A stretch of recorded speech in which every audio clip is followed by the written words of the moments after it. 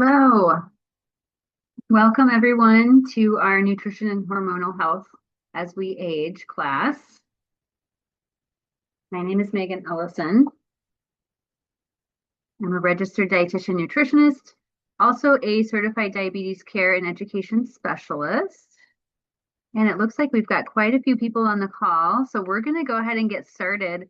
This is a webinar, so I cannot see you or hear you, but you're welcome to put questions in the Q&A. I will check that every so often. And we are recording tonight's session, so you will get a recording after the class. That will come from Stilly Valley Health Connections, who is sponsoring the class tonight. And also, I am happy to share my slides with you. So they will send you a copy of those slides as well.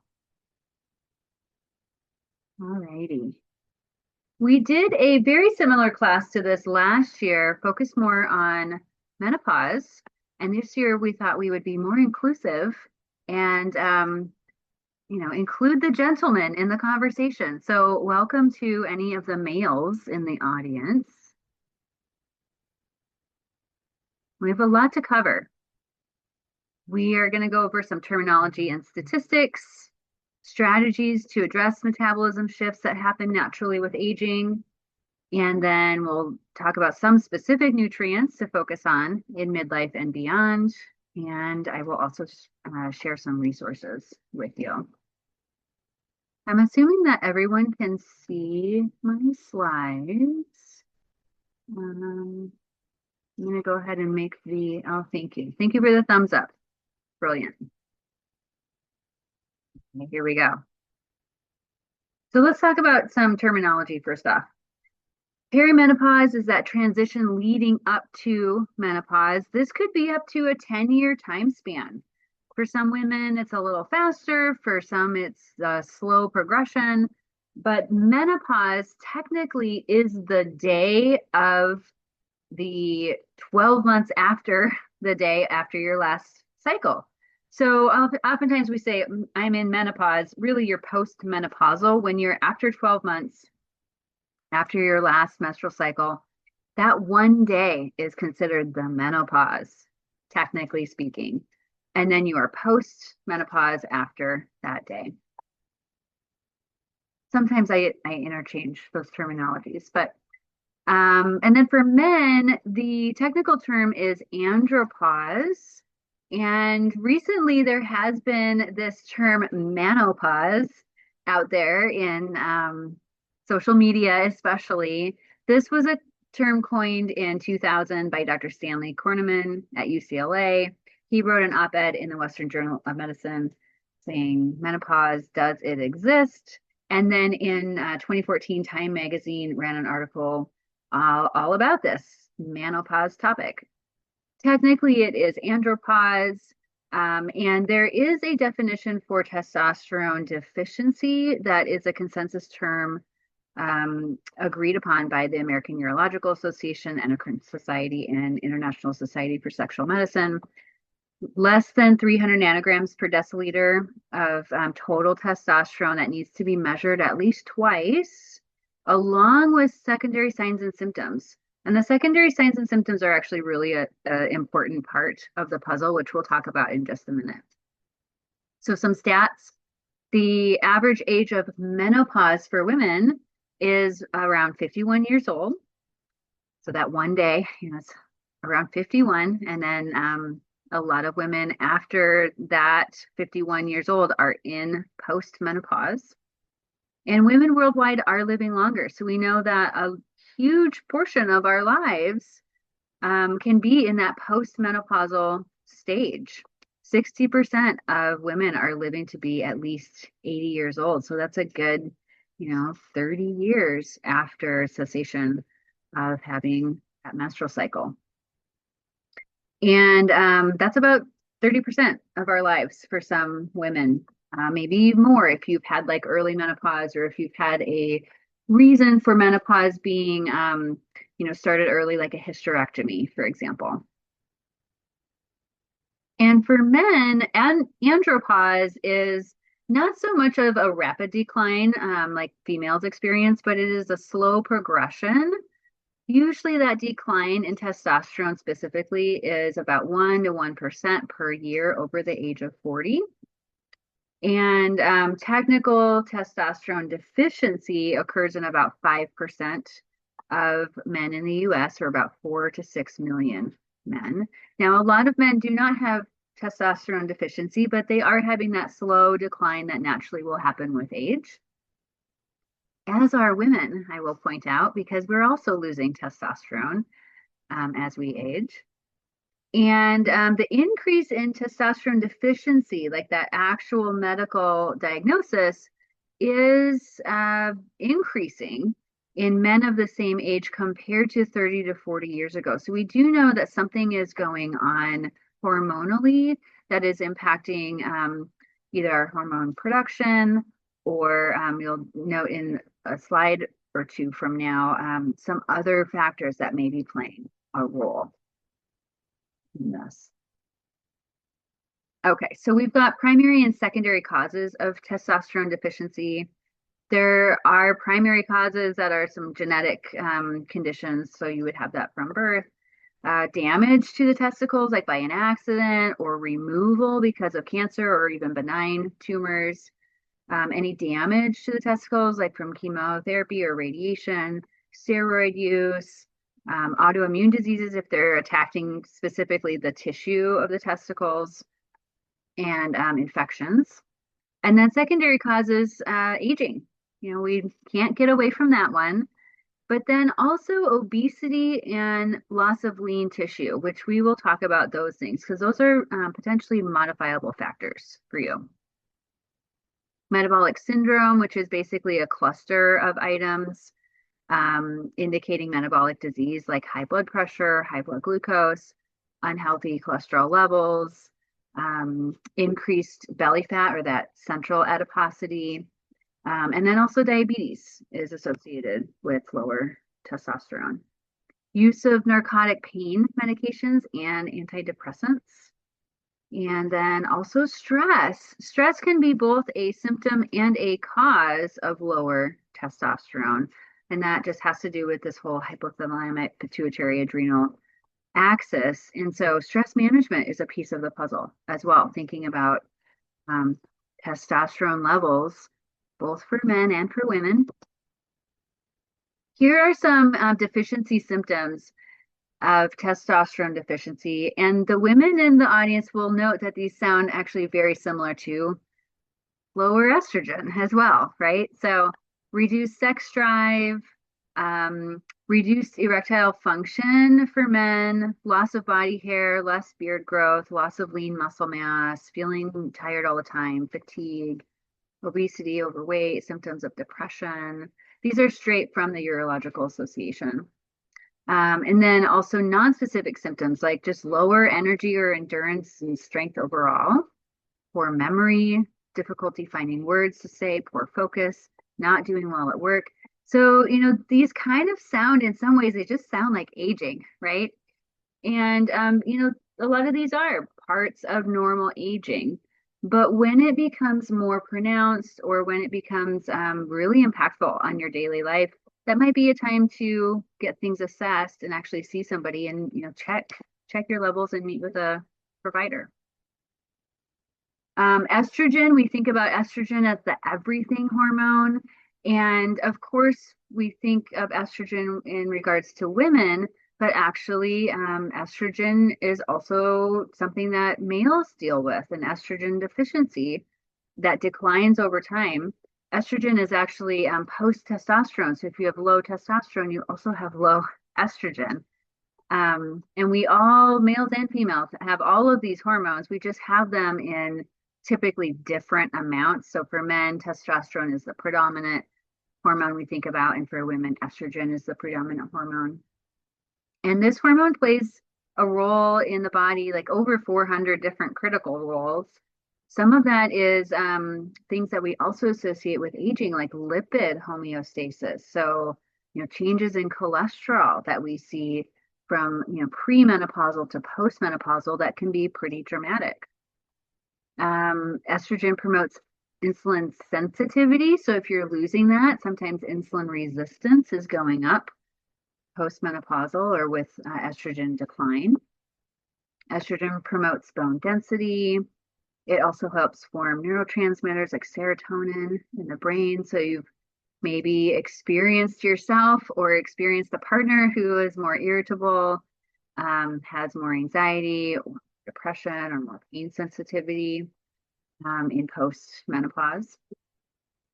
Also mental clarity, memory, reasoning, concentration.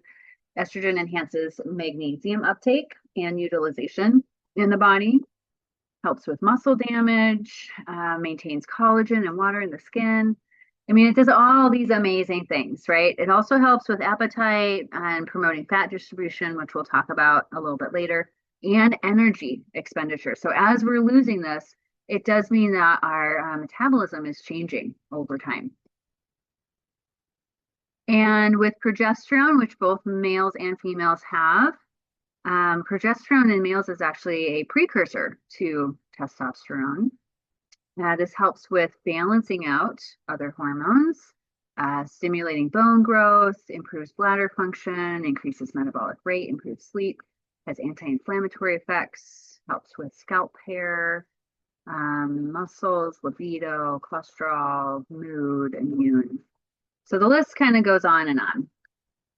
And we know that as we are losing these hormones, some of it again, is just naturally occurring with aging. Some of it may be a little bit more pronounced if you have something going on that is causing a more rapid decline or an unusual decline. But regardless, there's this narrowing of tolerance, and that can be a narrowing of tolerance for temperature regulation, even for temperament, right? So we find that sometimes we have a little less patience or we have a little more irritability. And even things like, narrowing of tolerance for inflammation. You might notice like you are exercising the same, but you are feeling more inflamed. So there's a lot of things, that these hormones are impacting. And it's right at the time of age when we have these other stressors going on as well. So middle age, we've got, peak career time. We're thinking about retirement. Our body is starting to change with these hormonal changes. Oftentimes we're that sandwich generation where we have care for both parents and kids happening. Health issues start coming up. So there's a lot on our plates in middle age. I'm right there in the middle of it all. Okay. And we do see that, metabolism changes are happening just naturally. So every decade, we're seeing about a 5% decline. And this is just with normal, healthy aging. And then that decline in metabolism does mean that our metabolic rate is decreasing. So the calories burned are less. I will say some of this has to do with the muscle loss that is naturally occurring, and we'll talk about the importance of addressing that. And it's not just muscle loss, but it is also a reduction in physical activity that is both voluntary and involuntary. So a lot of us are actually sitting more for jobs or, for whatever we're doing in middle age.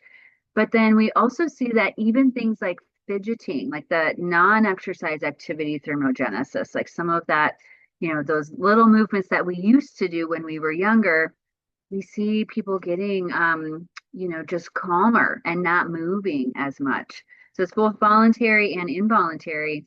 And that all adds up to mean a lower metabolic rate or lower burning of calories per day. And then we also do see changes in the microbiome that can exacerbate some body shifts and hormone issues, which we'll talk about a little bit later. Okay, so these hormonal effects on our sex hormones, it is altering energy expenditure. It's altering even our food intake, like sometimes affecting things like cravings and what we're wanting. And then the change in gut hormone responses is further impacting that. And we do see this change in muscle and bone building. Then if we add in inadequate sleep, because a lot of times the change in these sex hormones means we are not sleeping as well. Plus, again, with middle age, we're in this like very stressful time of life that may be impacting sleep. And the inadequate sleep or like the both the quality and the quantity being impacted, we do see changes in appetite and energy and thermoregulation with that. So we'll talk about sleep as a modifiable risk factor, hopefully, for some of you. I know that can be easier said than done sometimes if you're not sleeping well. And then we do see a change in fat storage as well. So the shift from it being more distributed throughout the body to this abdominal adiposity, or basically like the apple shape. And sometimes even for women who tend towards a pear shape, actually end up with more of an apple shape post menopause, just because of that fat storage change and our change and breakdown in how we are utilizing fat in the body. And of course, that abdominal adiposity, or that weight around the center, is really where we see more disease risk, because all of that fat is around the organs. And so things like insulin resistance and cholesterol issues, heart disease risk, all of those go up with that central adiposity. Okay. Estrogen and body fat, and again, estrogen applies to both females and males. Certain proteins and enzymes that regulate fat storage increase as estrogen levels drop. So we've got this decrease in, metabolic rate right at the same time that we have this increase in fat storage. And the cells are allowing basically more fat in to be stored than before menopause. That can contribute to that abdominal fat, especially around the center. And we just mentioned, which plays a risk in diseases like diabetes, for example. And postmenopausal women tend to burn less fat than before menopause. So it's, fat storage, but it's also lower fat breakdown. And so we can see a rapid weight gain post-menopause. And then on top of this, we have this gut hormone axis that is potentially also impacting things. I just, my last patient of the day today, actually, her estrogen patch is now working so much better because we addressed her gut disturbances.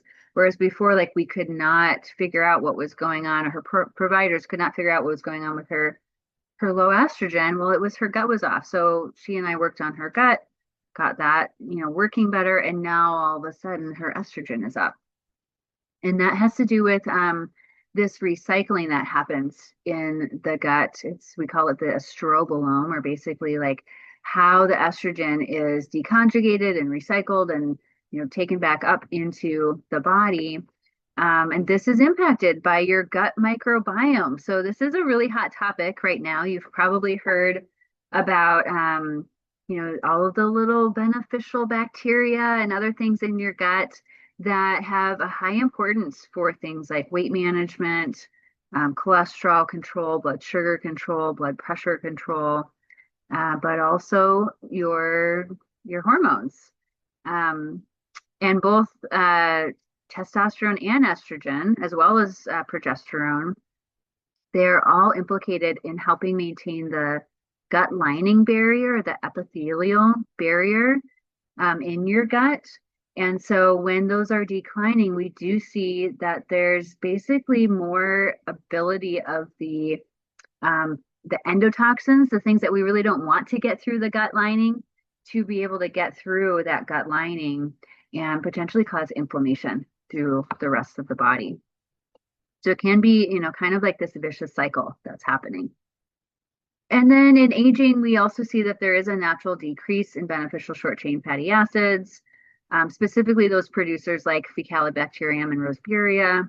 You don't need to necessarily know those or think about those particular ones, but we will talk about how to feed your gut microbiome really good foods. But the point is that we really want to be thinking about supporting your gut if you are having some sort of hormonal deficiency or disturbance going on, especially. But then just with general aging as well, because it means that you will be um, supporting your sex hormones better when your gut is better, and vice versa. When you have more hormones, your gut is actually, the lining is actually impacted by that. So we really want to be thinking about the balance of this system. And some of the basics are a higher fiber diet. Most of us are not getting at all the recommended amounts of fiber in our intake. So we'll talk about some ideas for that. If you can avoid antimicrobials, we want to, unless you really need it.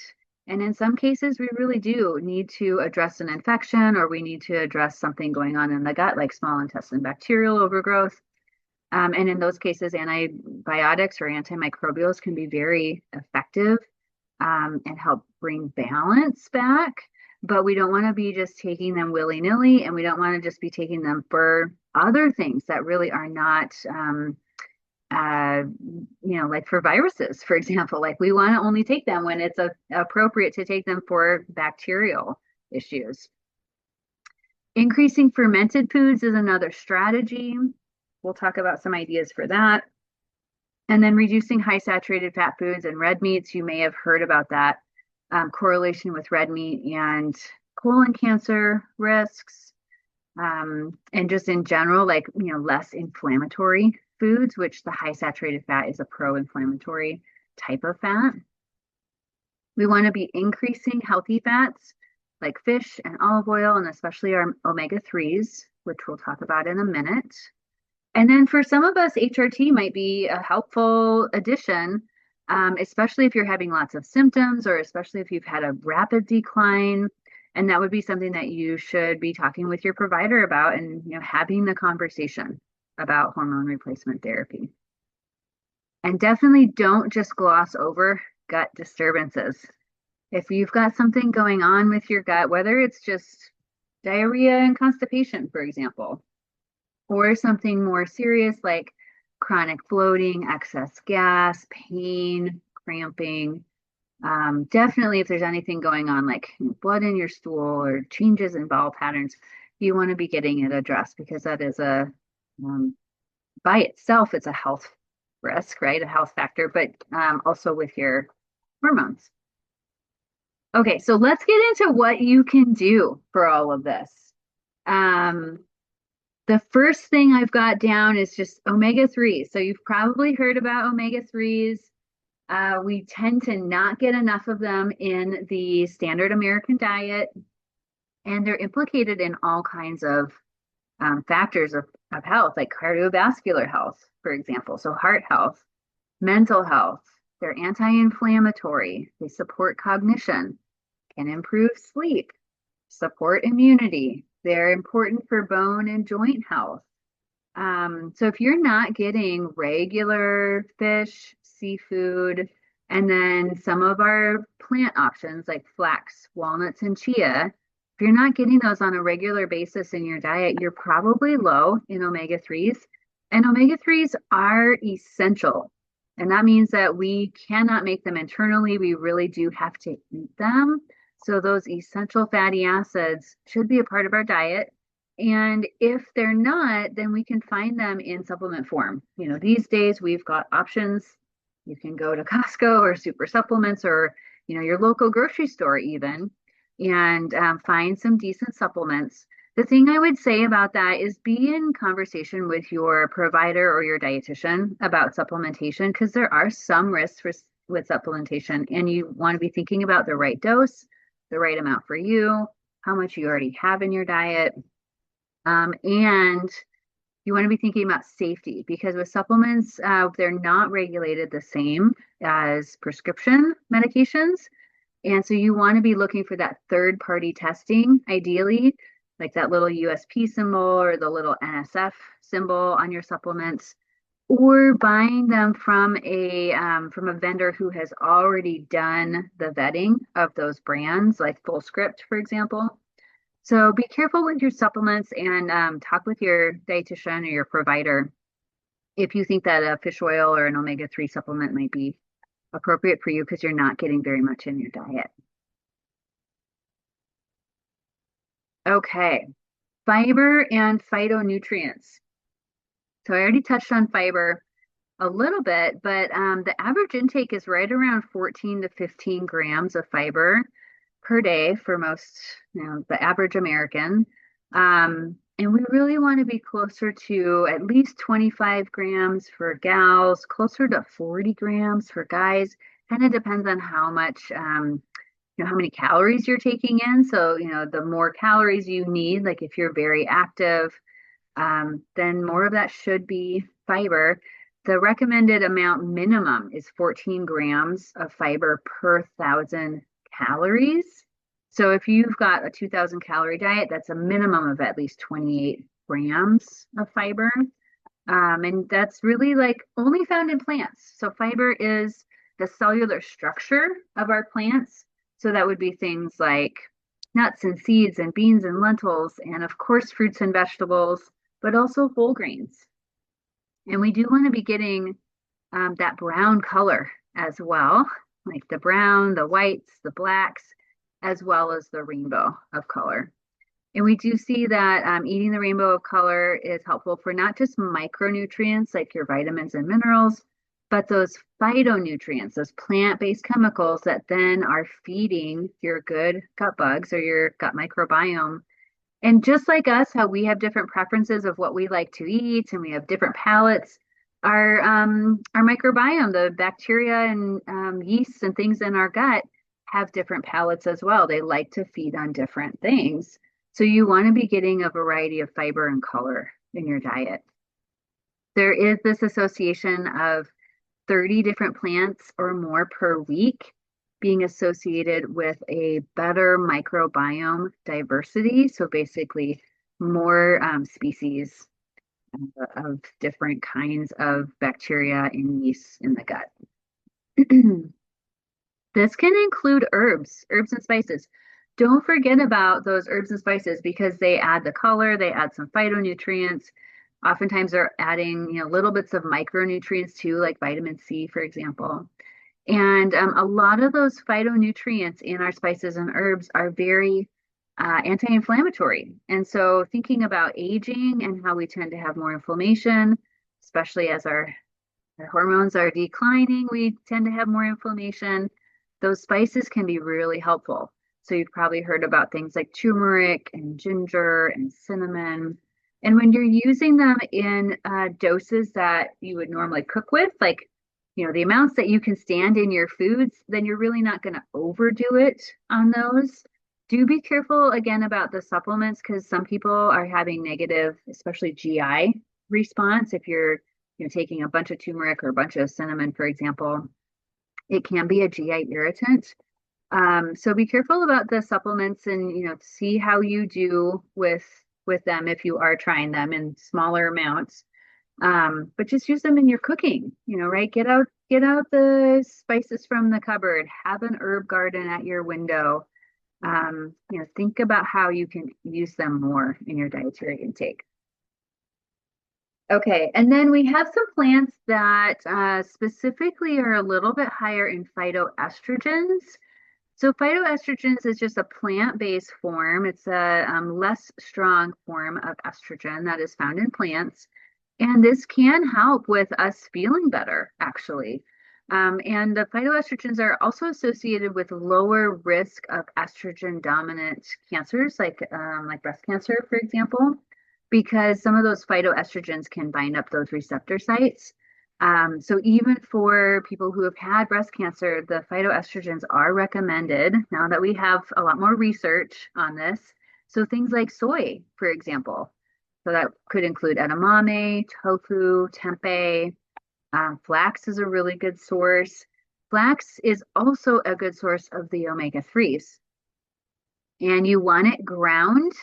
You want it to be, accessible where you've got it ground so you can get access to both the fiber there, but the omega-3s in that flax. And then also with that, there are some lignans in the flax that feed your good gut bugs that actually help with weight management. So the flax is a really nice addition to the diet. It's a little nutty. I put it on things like my peanut butter toast, for example, or sprinkle it on apple slices or sprinkle it on bananas. You put it in yogurt. Some people put it in smoothies. Some people will put it on like a salad, for example. If you kind of sprinkle it wherever you would put like nuts or seeds. For my patients who I'm using flax for a like a therapeutic amount for GI stuff, like for example, helping with constipation or diarrhea, we're working up to like 1 or 2 tablespoons of ground flax a day. But even if you just are doing a sprinkle and you haven't had it in your dietary intake before, you're going to be getting more of those plant-based omega-3s, as well as the fiber and the phytonutrients. Other plants with phytoestrogens, dates, prunes, apricots, peaches, sesame seeds, which most of us are eating sesame seeds in hummus. That's what tahini is, basically. It's ground up sesame seeds. Garlic, strawberries, blackberries. So, yeah, think about your phytoestrogen intake, both for men and women. Okie dokie. And we do know that postmenopausal, that women actually have this increase in heart disease rates to the point that they are similar to men when we're in that postmenopausal stage of life. Estrogen confers a 50% reduction in risk of heart disease pre-menopause. So once that rapid decline happens, we are at the same amount of risk as men. And it is the #1 killer for women, just like it is for men. But the signs and symptoms for women can be a little bit different. So you probably, for guys, you probably think about like chest pain and like, radiating arm pain. But other symptoms include things like nausea, lightheadedness, sweating, especially a cold sweat, anxiety, shortness of breath, upset stomach, unusual tiredness or weakness, pain in the arm or the back, pain up into the neck and the jaw. It's not always just chest pain. So do think about, if you're having these signs and symptoms, don't be overly worried or over stress about it, but just keep this in the back of your mind in case you are experiencing these things, because the sooner you get attention and medical care, the better if it is a heart attack. Okay. Weight changes. So typically what happens, we are having this decrease in metabolism with just general aging, and then additional decreases in metabolism with those specific hormone changes. And together they can reduce our calorie needs by about 200 to 400 calories per day, just depending on where you're at in that process. And we do see that this decline is more pronounced in women. It's just a faster decline in women. And most women gain around 12 pounds within the first 8 years after menopause. And unfortunately, 70% of our women in the US have overweight or obesity. So they're in those categories with their weight for their height. For men, it's a slower decline over time. But for both men and women, it is that shift to more belly fat, especially, which again is associated with more disease risk. And weight management is very complex. So hormones play a role, but also, of course, dietary intake, exercise, but also just activities of daily living. How activated is your life? Your genetics play a role, gut microbiome plays a role, sleep, sleep disturbances play a role. So it's very complex, and you want to be addressing ideally all of those different components to have the most success. And I will say, if you're struggling with one of these, we do see in the research that the people who are more successful with weight management are getting help. It's the people who are seeing their personal trainer or have an exercise class or a group, see their dietitian, or have like a coach or a lifestyle, person that they're working with, and are also addressing the mental health side of things, because sometimes depression is a barrier, or adults ADHD is a barrier to making changes. So you want to be addressing all those different components. We have had some classes in the past on weight management. So I'll refer you back to those through Stilly Valley, through their website and their Facebook page. Um, and know that we'll have more classes coming up as well, if that's of interest to you.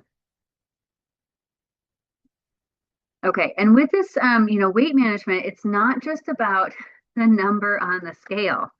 And I try and, really emphasize this with my patients because, many of them are just concerned about that one number, but I'm much more concerned about like what type of mass it is.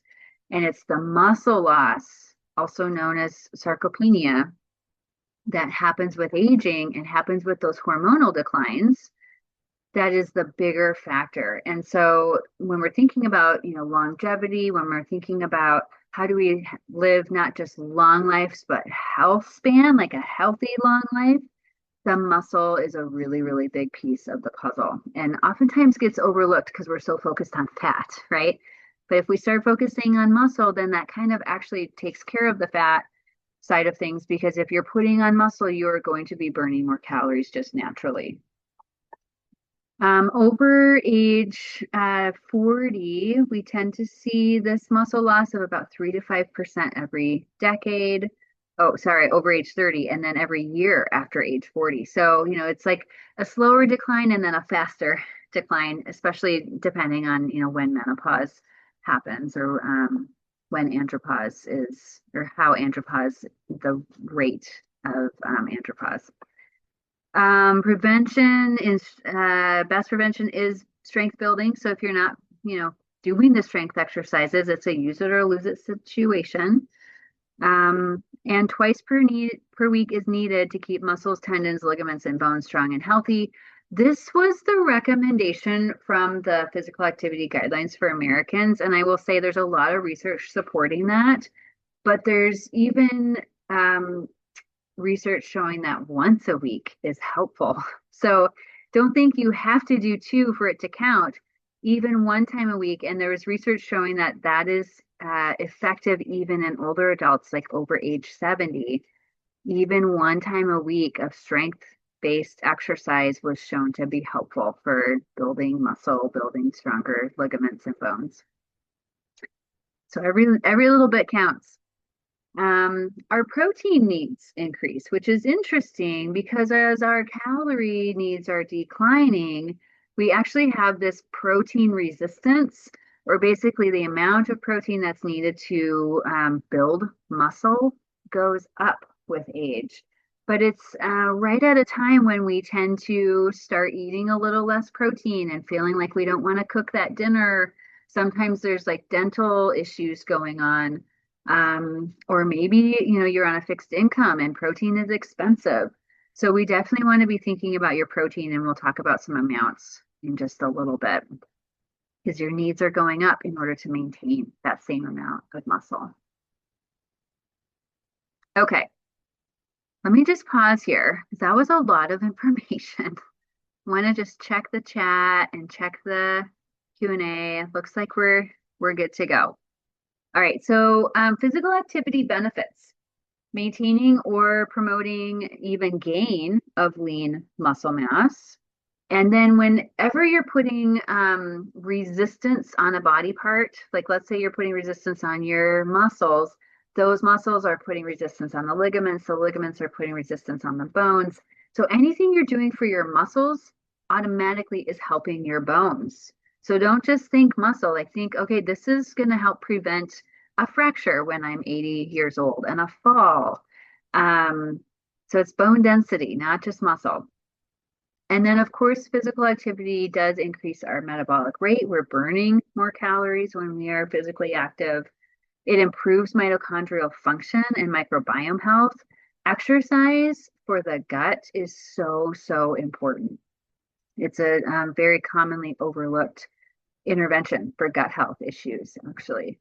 The mitochondria is interesting. So mitochondria is there's those little powerhouses in your cells, and you can increase your mitochondria both with exercise, but with also putting on the muscle. And there's this statistic out there, 21 trillion mitochondria per pound of muscle. That's It's not really like a proven thing, but it's a hypothetical, like what could you increase? It's trying to get people to be like super motivated. So when you hear that, like 1 pound of muscle is potentially 21 trillion mitochondria. If that gets you stoked to put on some muscle, great. Because the mitochondria are what's going to give you the energy and really help your metabolism. Preventing falls. So the physical activity, as we're aging, we want to maintain it both for maintaining your activities that you want to do, but also for future prevention of falls and, maintaining your quality of life. Definitely the sleep and stress management aspects of physical activity.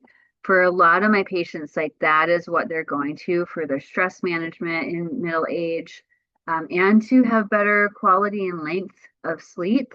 So if you're not exercising and your sleep is poor, something to try because it's very effective. And then, of course, improving mood and mental health. So if you guys have any exercise strategies or things that you're using to, show up for yourself, I would love to have you put some ideas in the chat and I'll share that with the group. Also, if you have any at-home exercise programs that you're using, I'm actually doing quite a bit on YouTube these days because it's free and it's convenient and we've got a smart TV. So it's right in my living room. If you have any strategies, go ahead and put those in the chat or particular channels that you're watching. I really like the Fitness with PJ. She is a Canadian and has a YouTube channel. And then sometimes I just do walking videos on YouTube if I just need to get some steps in. For yoga, yoga with Adrian and yoga with Travis Elliott are nice options.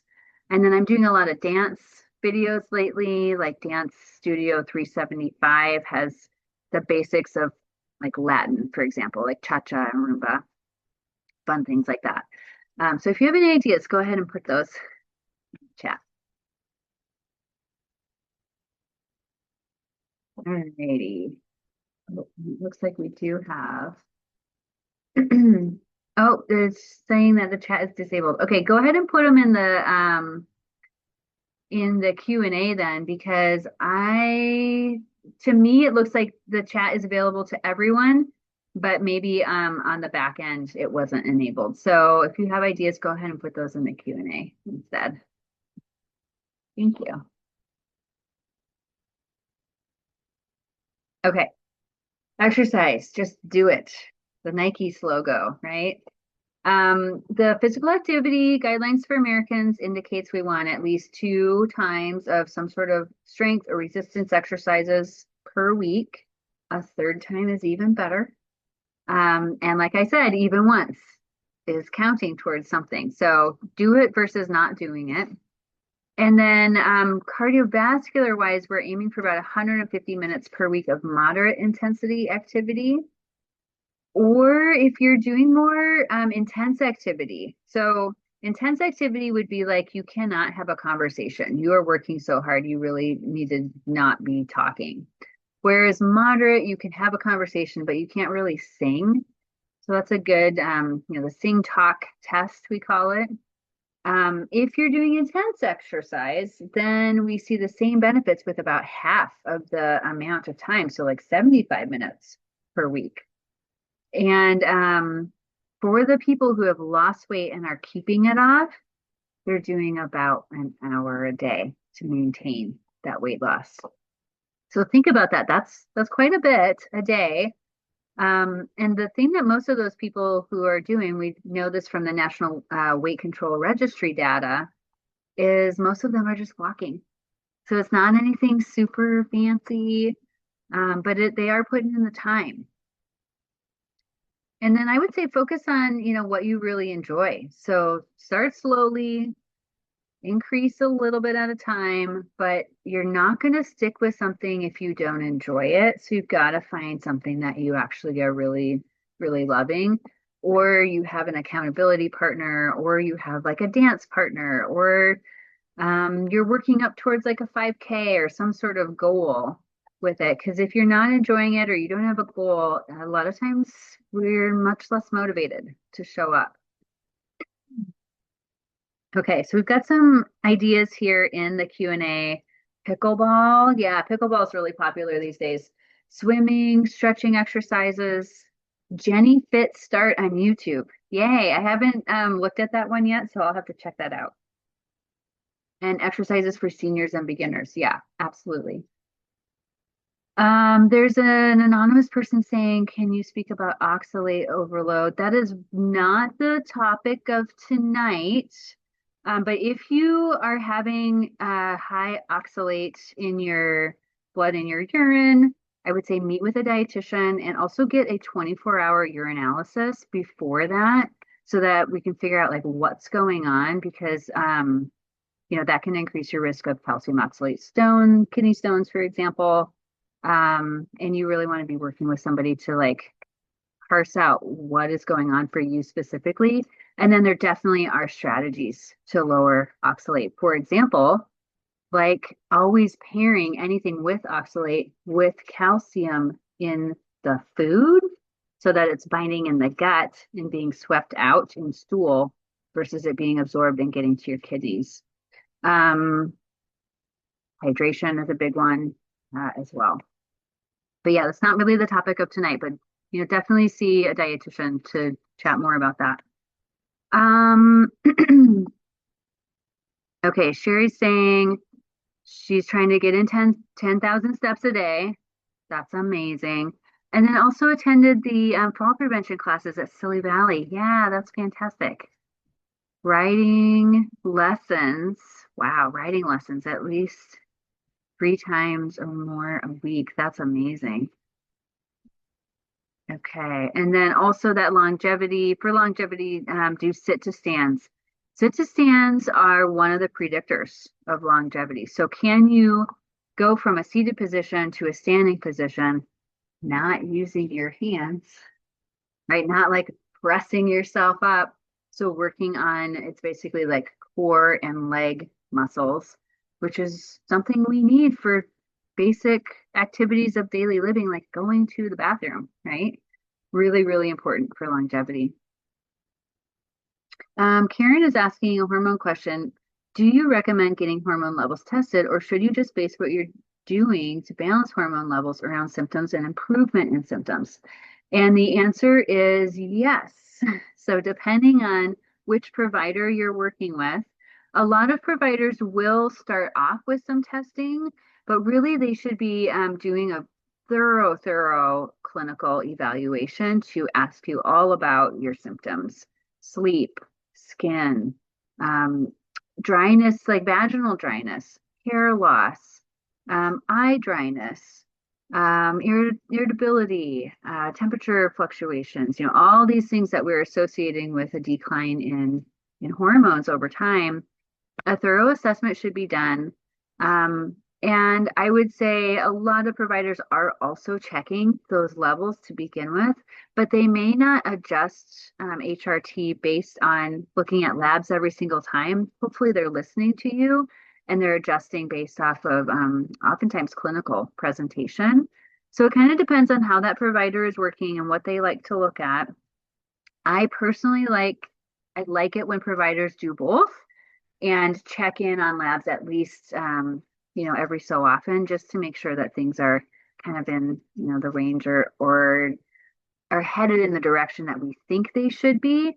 Because what if they're not? Like, what if you're like, for some of my patients, my gut patients, what if they're taking these patches or creams or whatever, gels, and it's not working? Like, their symptoms aren't getting better and their labs aren't going up. Well, then we're looking a little deeper, right? So I like to know, like, okay, this really isn't working.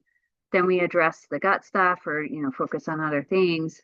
And then all of a sudden, when we check labs again, now it's working. So yeah, so I like both. And then Kim's asking, will be getting a copy of the recording? Yes, absolutely. Okie dokie. So find something that you like. For me, it's dancing. I've started doing some Latin and ballroom dancing. about a year and a half ago, and it has been so much fun. I danced as a kid, and now I'm kind of back to, dancing again, and it's very motivating. Okay, protein intake. So let's talk about protein. So we already mentioned that, protein needs do go up with aging, and we need more protein to be able to build muscle as we're aging. One strategy with that is a lot of my patients who come in to see me, they're skipping protein at breakfast. And kind of a typical American, uh, since like the 1950s, like an American breakfast intake, it's often a lot of carbs, right? It's like cereal or even crazy stuff like Pop-Tarts, ultra refined carbs, um, toast, which there's nothing necessarily wrong with toast, but where's the protein, right? It's often carbs and carbs and carbs. So protein at breakfast, think about that. Where is it coming from? Like eggs. Eggs, we base all of our other proteins off of the egg. It is, it's complete. It's got all the essential amino acids in the right amounts. So eggs are fantastic. Dairy, like a Greek style yogurt, for example, nuts and seeds and nut and seed butters, like peanut butter, almond butter, sunflower butter. Um, I have some other proteins here, like edamame, quinoa, and beans. Maybe that doesn't sound as appealing for breakfast. But actually, beans, oh my gosh, beans can be anywhere in the day. It sounds so nutritious to me. But you might have to kind of ease yourself into that. Any other ideas for protein at breakfast? Go ahead and put them in the Q&A. And then the other place that I see people not getting enough protein is at snack times. Because often for snack times, we're going for that quick pick me up, which for a lot of people, that's carbs. Like they want the chips or even like the piece of fruit, that quick carb, which is nice and nutritious and has fiber and the phytonutrients, but you're missing the protein. And so sometimes if you're just having that carbohydrate without the protein, you're getting that little bump, getting that little quick spike in your blood sugar, but then also a quick decline and it's not lasting you very long. And it's also just another opportunity to, have some of that nutritious protein at your snack time. So peanut butter with your banana, or a string cheese with your apple, or hummus with your carrot sticks and Triscuits. So think about some pairing. Alrighty. In the Q&A, overnight oats with chia seeds, Greek yogurt, oat milk, oats. You can add a little honey or maple syrup. Yeah, that sounds delicious. So you've got Greek yogurt as your protein. You've got a little added protein and the omega-3s and fiber in the chia seeds, good fiber in the oats. I would say add a little pop of color. Throw some berries in there or like half a banana or something, for a little sweetness and a little color. And you've got a really satisfying breakfast. Awesome. Okay. For maintaining muscle mass as we're aging, typically what's recommended is around 1 to 1.2 grams per kilogram. That's just for like maintaining muscle mass as we're getting older, like post middle age. And then potentially higher, 1.3 grams per kilogram, or maybe even higher if you're trying to increase your muscle mass and if you have higher activity. Now, the one caveat with this is if you have kidney decline, if you've got chronic kidney disease, then we're limiting the protein because we don't want to put that burden on the kidneys. So then I would say work with your dietitian to dial that in for you and figure out how much, how to space it. And also the plant-based proteins are easier on your kidneys than the animal-based proteins. So it's another good option. Okay, here's another idea from the Q&A. Avocado toast with scrambled eggs and cottage cheese. Oh my gosh, that sounds so good. Yeah. So the eggs and the cottage cheese are good protein sources. The avocado is a good fat source. The toast is your carbs. So you can mix and match those things to have a carb, a protein, and a fat all together. And then maybe just elevate it a little bit and do that sprinkle of flax on there. or a sprinkle of hemp hearts, or sunflower seeds, or something fun, or a pop of color. Slice of tomato, little arugula. Sounds delicious. Okay. For your protein intake, think about getting those needs met from a mix of plant and animal sources. Or if you're vegetarian, fine, get it from your plant sources. But if you're eating mostly animal sources of protein right now, I would challenge you to branch out. There's lots of other proteins like soy and tofu, which have those phytoestrogens. Quinoa is a good source of protein, beans and lentils.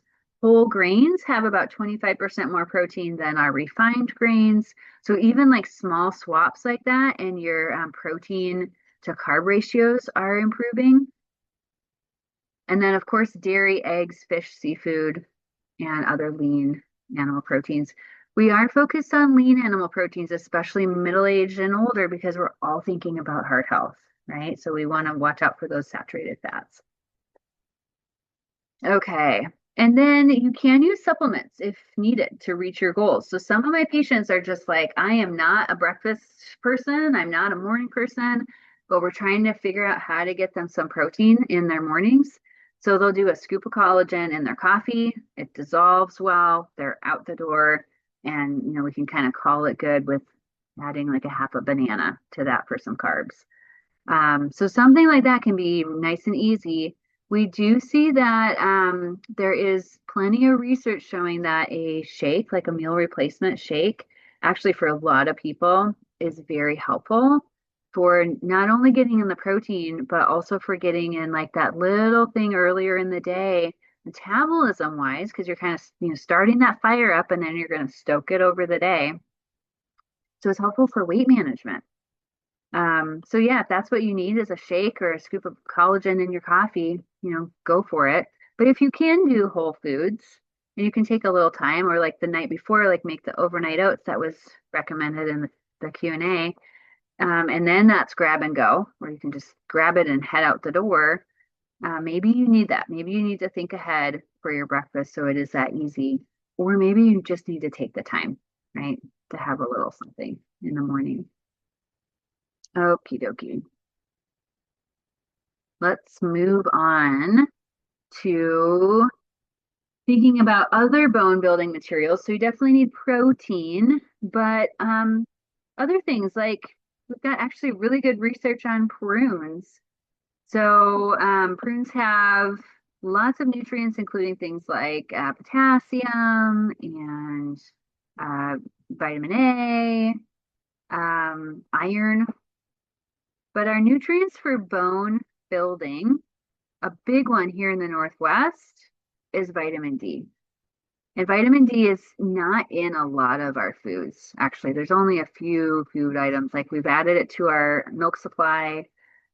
It's naturally in eggs a little bit, the skins of chicken and the skins of turkey. But again, we're trying to go lower fat, so a lot of us are, avoiding eating those skins. Fish has some vitamin D, but it's hard to get in our diet. So we should be getting it from the sun, but in the Northwest, between the months of like May and October, that's when we can make it, our summer months. And then the rest of the year, we don't have the right angle and intensity of sunlight to be triggering that synthesis in our skin. So a lot of us need to supplement.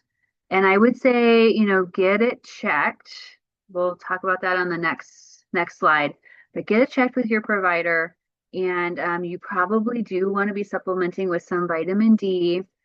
And the new recommendation is make sure that you've got some K2 with that vitamin D. So K2 helps to trigger the osteocalcin pathway that is helping you with the minerals you've absorbed, the calcium and magnesium that you've absorbed from your gut, from your food, because you have adequate D, hopefully, or you're taking your supplement to get your D up. And once you can absorb those minerals well, now they're in your bloodstream. But to move it from the blood into your bone, you need K2. And a lot of us do not have enough K2 because we should be making K2 in our gut. Actually, our gut microbiome should be making K2. But we've got these gut microbiome disturbances, especially postmenopausal or with testosterone deficiency. Our microbiome changes speed up. And so if you are supplementing, I would say, check your label, check your bottle, and make sure it has a little bit of K2. The recommended amount is 45 micrograms of K2 per 1,000 IUs of vitamin D.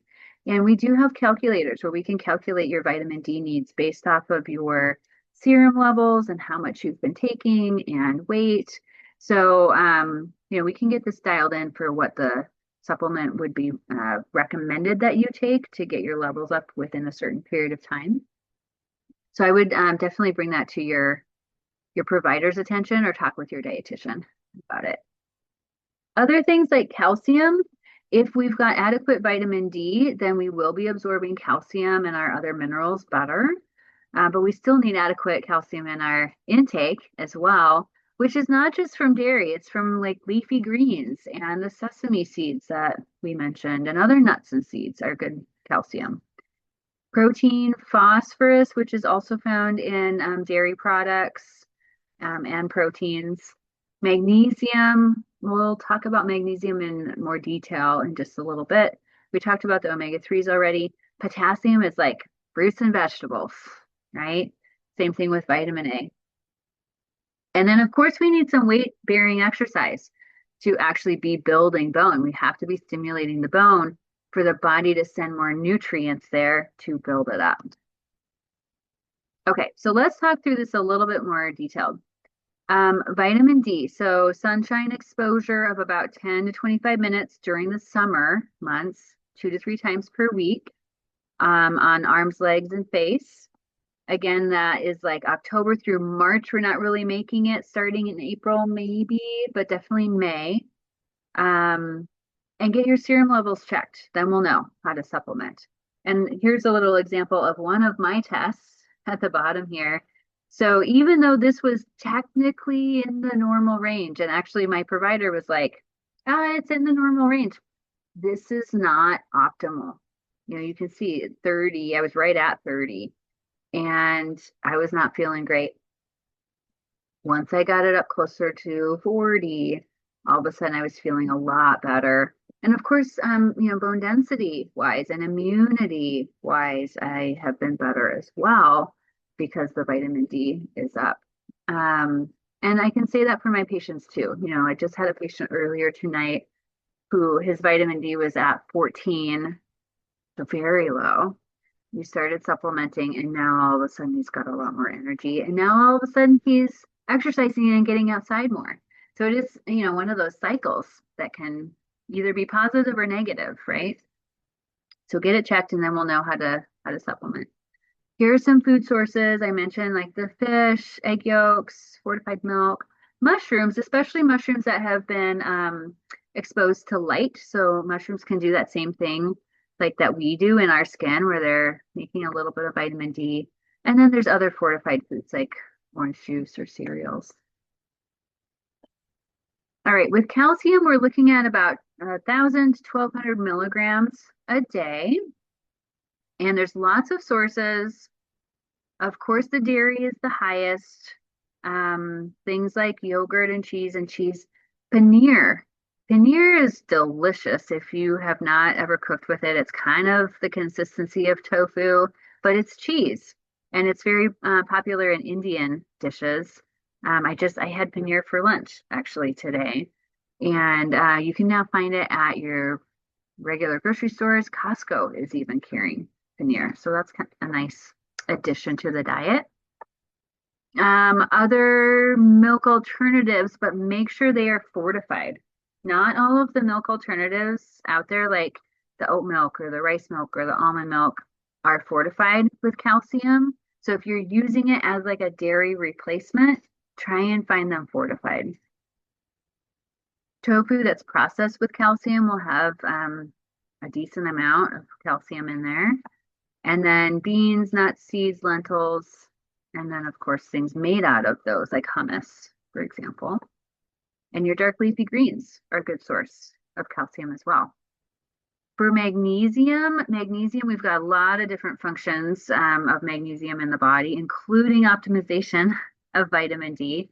Of course, it's helpful for bone health, but also things like blood sugar regulation and helping modulate GABA receptors, which is that neurotransmitter, helping with sleep onset and sleep maintenance. A lot of my patients are using magnesium for sleep. It helps them relax, helps kind of calm some of that. If you're having like RLS, like restless leg syndrome stuff, or cramping at night, can be helpful for that as well. Helpful for depression and anxiety. And most Americans are not consuming adequate amounts of magnesium in our diet. It's, leafy greens and nuts and seeds and edamame. So if you're not getting adequate amounts, I would think about bumping that up in your dietary intake and maybe talk with your dietitian or your provider to see if a magnesium supplement would be appropriate for you. But I do want to skip ahead. Well, we'll come to it in just a minute because with the supplements, the magnesium supplements are different forms, and you want to get the form that is right for you. Because some forms actually cause diarrhea. They're osmotic laxatives. Okay, so big picture view. We want to be eating breakfast. We want to be fueling every 3 to 5 hours over the day. That's for both metabolism, but also for getting in those adequate amounts of protein over the day and being able to get enough of your nutrients, enough of your plants, your fruits, your vegetables, your whole grains, your nuts, seeds, beans, and lentils in order to get enough fiber, magnesium, calcium, potassium, all of those things. So if you're only eating 1 or 2 meals a day, I will tell you right off the bat, that's not optimal for anything, bodily wise. And potentially, it's very sabotaging for muscle and bone density, especially.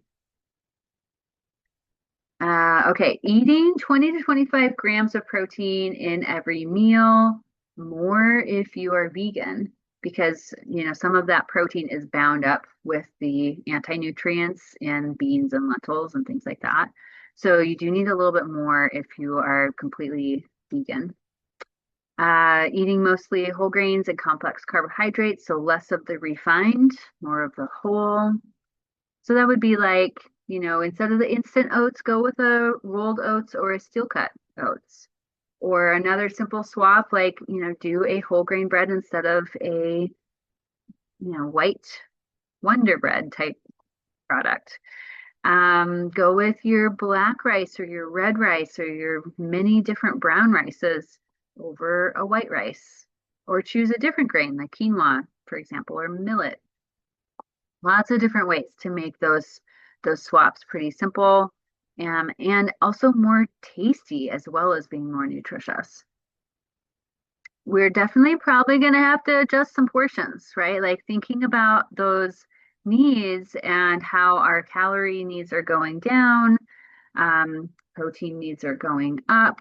We're probably going to have to adjust some portions to fit our current needs and our current change in activity level too. So if you are finding yourself more sedentary and like, okay, I'm not needing as much, then we need to adjust the portions to accommodate that. And ideally, we're looking for 5 to 8 servings of fruits and vegetables every day to get in those adequate fiber and phytonutrients. So again, if you're only eating once or twice a day, how the heck are you going to fit in that much volume of fruits and vegetables? It's just not going to happen. Okay, some particular supplement needs. So I've touched on this, but let's talk a little bit more about it. Vitamin D, a general recommendation is 1,000 to 2,000 IUs. Like if you don't have a serum level to go off of, that's a good general recommendation for people in the Northwest. But for a lot of my patients, they need actually a lot more than this. So get it checked. From a calcium sense, citrate is highly bioavailable. It's easily absorbed. And we only absorb about 500 milligrams of calcium at one sitting. So if you have, like if you've been recommended by your doctor to take a calcium supplement because of osteoporosis, for example, or osteopenia, and your dose is 1,200 milligrams and you're taking it all at one time, you're wasting at least half of it. So you want to split it into two different doses. And then I would also think about like maybe you don't need the full amount as a supplement. If you also have other calcium sources in your diet, maybe you only need one of those so that we're not giving you too much of a supplement. Because too much of a good thing can actually end up being a bad thing. For example, the calcium can be put into your arteries instead of going to your bones where we want it to go, especially if you've got a lot of calcium coming in as a supplement. Like I see this with my patients who are taking, like popping a bunch of Tums, for example, or if you don't have that adequate K2 to move that calcium into the bones. With the omega-3 fatty acids, a lot of people are now taking a fish oil supplement. 1 to 2 grams is the typical dosing that's recommended by the American Heart Association. But I will say that that is for the omega-3s. That's not just for fish oil. If you buy fish oil, quote unquote, only about a third of that is the omega-3s, the EPA and DHA, that where we have the good research showing heart health benefits, bone benefits, brain benefits. So you want to actually get a form that has been more concentrated into those omega-3s that you're really looking for to get up to the 1,000 milligrams or 2,000 milligrams of the EPA and DHA if you add those totals together versus it just being 1,000 or 2,000 milligrams of fish oil. So double check your labels on those things. And then we, again, don't want to overdo it on the fish oil or the omega-3s because high amounts are associated with AFib. So we don't want too much of a good thing either. And then, of course, if you've got any sort of like coagulation issue going on, or if you're on an anticoagulant, you definitely want to check with your team before starting something that is also another anticoagulant like omega-3s, because that can change your INR. So just check in with your team on that. B12 is another one that as we are aging, this gets harder and harder to absorb, partly because our stomach acid is declining with age. And so it's one to get checked, especially if you are also on medication that may cause lower B12, like metformin, for example. So you can easily add it to your next labs that you do with your provider, and then address, if it is low, address it with a supplement, or some people choose to bypass the gut completely and just get injections of B12. That's an option as well. Our iron needs tend to change as we are moving from like perimenopause to postmenopause. Needs are decreased if we're having less blood losses, right? Needs are decreased with age. And so I would think about, like, let's say you're doing a multivitamin, you may not need the multivitamin with iron anymore if you're not having a normal menstrual cycle. And you don't want to be over ironized. That's a negative thing for lots of reasons, including brain health. But you also don't want to be under. So it's another one to just get checked every once in a while. I really like to have my patients get an iron panel or a ferritin panel to kind of see the background of what's going on with their iron stores and their ferritin. Because a lot of times, like, it's not showing up yet as anemia, but they actually have low iron stores, but it's not showing up in their red blood cells yet. So when we actually take a look at it, then we can see, oh, let's be a little proactive with this if it is low. And then I would say consider a well-rounded multivitamin. It's basically like one that doesn't give you a whole lot more than 100% of your daily recommended intakes, but you're basically kind of covering your bases with it. And we do see an association between better cognition in people over age 65 who are on a multi. So, maybe there's something there. The research is, kind of back and forth on it, but I will say it's a pretty cheap insurance policy. So there's a question in the Q&A about, Do calcium supplements need to be taken with food? They actually don't need to be taken with food. They're often recommended to be taken with food, but I will tell you, when you think about like popping of Tums, oftentimes it's for like reflux, and that could be with or without food, but people will absorb it. People are absolutely absorbing that calcium. So yeah, it's kind of up to you.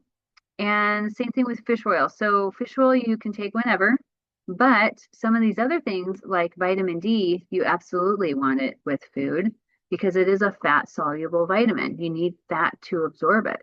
So actually, if you're taking fish oil and you have a vitamin D, put them together and then put them with breakfast or put them with dinner.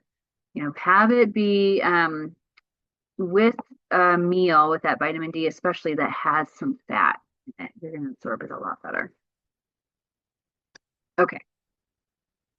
All right. Magnesium supplements. So yeah, let's just touch on this really quick. Just earlier today, I had a patient who was like, "Yeah, I took a magnesium and it just went right through me, and I can't take magnesium." Well, she was trying an oxide because someone had said, try magnesium for sleep, which some magnesium can be helpful. But she had tried an oxide and ended up with diarrhea. Well, oxide is an osmotic laxative. It pulls water into the colon. 95% of it doesn't even get absorbed. It goes all the way through your GI tract, gets to the colon, pulls water in there, and does a really good job as an osmotic laxative. So for some of my patients with constipation, we're using it for that reason. Same thing with citrate. So citrate is a little bit more absorbed than oxide, but it still has a very strong laxative effect. This is usually what we're drinking or taking before a colonoscopy. So, it works. So if you've tried those and had a negative response, this is why. Your other forms like glycinate, malate, and threonate are more highly bioavailability, or they're more easily absorbed. And honestly, like we don't have fantastic research on magnesium, but here are the generalities of these. So magnesium with the glycinate tends to help with relaxation, with and sleep without the GI upset found in oxide and citrate. Malate helps with muscle soreness and fatigue. Threonate helps with brain health and migraines.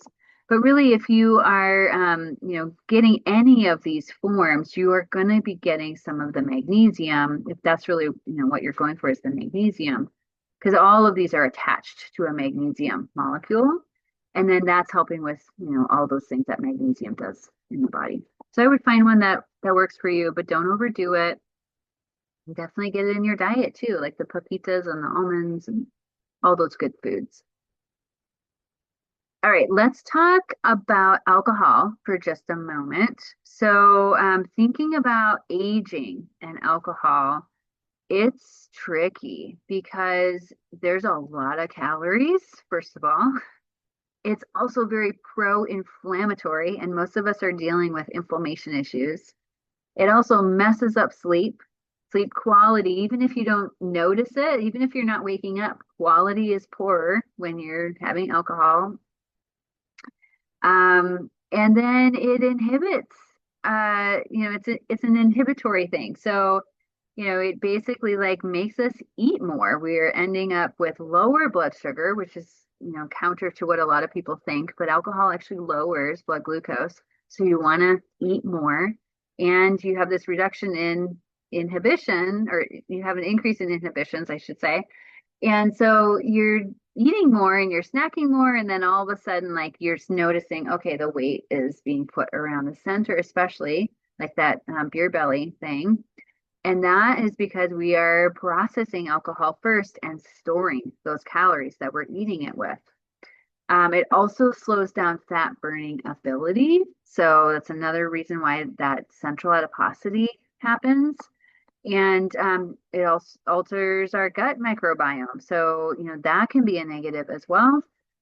And we know that it also lowers testosterone. So for all of those reasons, alcohol is a big red flag.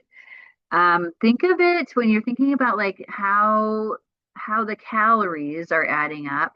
There's not nutrition there, right? There's no like micronutrients like vitamins and minerals other than the calories themselves. And they're all almost as calorie dense as like fat. So it's 7 calories per gram. So if you think about your glass of wine as like a glass of olive oil, that's closer to the reality of what those calories are like. So, just be careful with the alcohol. All right, let's talk about sleep hygiene. So, we already mentioned sleep is a big piece of the puzzle for a lot of people with aging well and with, even with like hormone regulation. So, we want to be sticking with a bedtime. Our bodies like a circadian rhythm, like sleep, wake schedules, and also eating schedules. So, if you can stick with a bedtime, that is the best, not changing from like your weekdays to your weekends.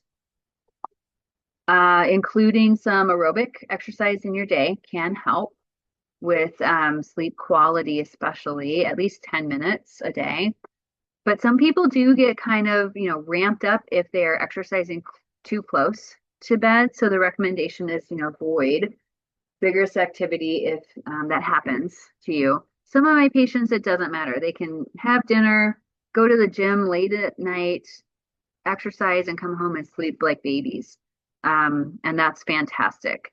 But if it's ramping you up and then you're having a hard time going to sleep, then I would think about moving that to earlier in the day. Avoiding alcohol that disrupts sleep. Limiting caffeine. This is a big one in the Northwest because a lot of people are so dependent on their caffeine fix. We love our coffee, and now we've got all these energy drinks out there. And the half-life on average for caffeine is about 6 hours, meaning half of it is still in your system after 6 hours. And for some people, they have that genetic mutation in their liver where it actually takes longer to process. And so, that espresso at noon, half of it could still be in your system by 6, sometimes still by 9 p.m. for, certain people, which means you still have half to go through and you're trying to go to bed, with caffeine in your system. So just, think about this and back up from when you want to go to bed. I would back up at least 9 hours, and that's your cutoff. And then we do know that our phones and our devices, our screens, and even just our light pollution coming in from our windows is affecting quality of sleep at night. So if you can get blackout curtains or use a mask, definitely limiting your screen time about an hour before bedtime can be helpful so that you're not getting that stimulation into your eyes and stimulating your pineal gland. It basically suppresses the melatonin. So think about the light and optimizing darkness at night, as well as optimizing things like temperature. 60 to 67 degrees is generally recognized as like the best for sleeping. Maybe you're a person who likes a little bit of noise, like white noise, or maybe you need earplugs. Maybe you like having the pets in the room, or maybe the pets need to go somewhere else to get a better night of sleep. But just think about all those sleep hygiene things and how can you improve that? All right. We've got 5 minutes left. We're wrapping up. I realize it's been kind of fast and furious, but hopefully some of these strategies have stuck with you, and there's a couple things that you're going to pull out to implement into your own life. Let me look at just the Q&A really quick.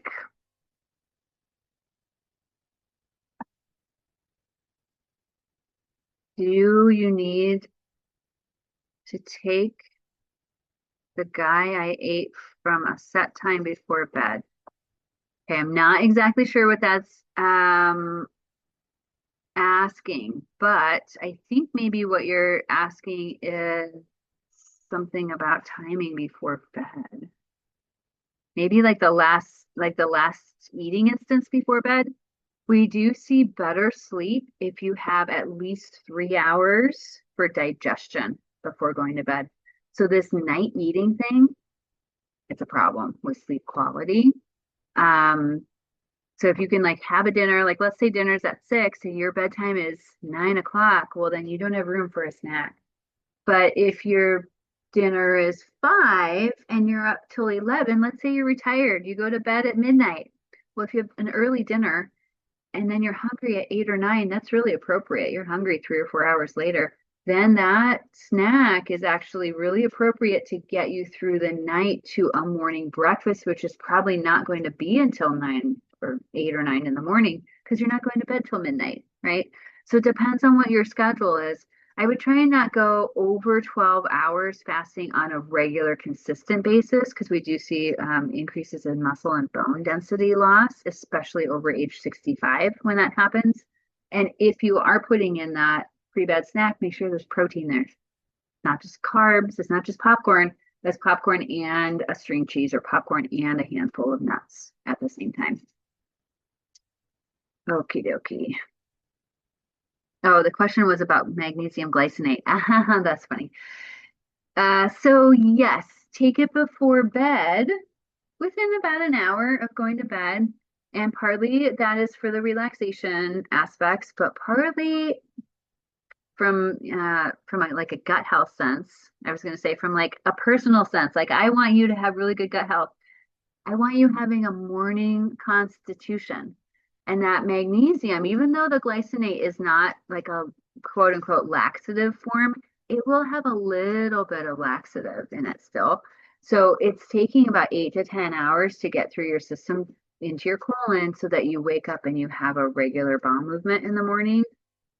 Your gastrocolic reflex is strongest in the morning. Like we want to have a stooling happening in the morning, and that magnesium can, support that. And so the timing of that, think 8 to 10 hours earlier. Usually that's right before going to bed. And then you're having that regularity of detoxing because stooling is a pathway of detox, right? So we're getting those toxins, those pro-inflammatory molecules out of our body, which helps with overall inflammation, and even helps with like that hormone recycling thing that we were talking about earlier. Okay. So question in the Q&A, is soy bad for hormones? No, soy is very good for hormones, even for men. So this is one of the myths out there. Soy is not lowering testosterone. So do not worry about that for men. And it's supporting that phytoestrogen intake. And so for everybody, it's helpful for that phytoestrogen intake, including things like, lowering rates of cancer and helping with inflammation, all of those good things. Okie dokie. So here's our wrap up.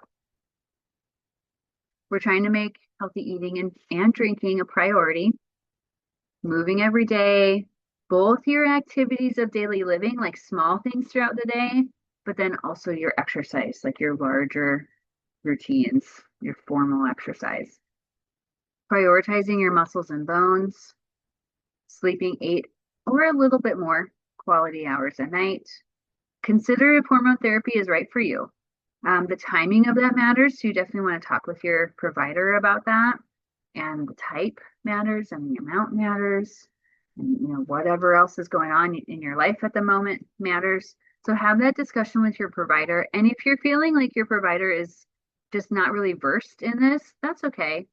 You can get a specialist opinion, or you can get a second opinion and find somebody who does know about that and can have a can talk about pros and cons with you, have a very detailed discussion about it. And then get support for your health goals.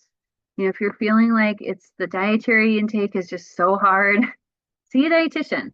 If you feel like the exercise piece really needs to be, dialed in, maybe you see a personal trainer or get some PT for a period of time. Or if it's more of that mental health side of things, maybe you work with a therapist on overcoming some of those barriers and addressing, that change is really hard and what's getting in the way. And then ideally, maintaining that positive mindset to be aging both healthfully and gracefully over time. And I wish that for all of you. Maybe I will see you at a future class. We've got a lot of classes coming up with Stilly Valley, including cooking demos, another class series. I'm actually going to be doing a talk on sleep in the month of May, so be on the lookout for that. Here are some resources for you. Again, you'll be getting these slides and you'll be getting the recording probably tomorrow from Stilly Valley, but if not tomorrow, then early next week. And yeah, I just wish you all happy tonight, but also happy future, happy aging, and maybe I'll see you at a future class. All right, take care. Bye bye.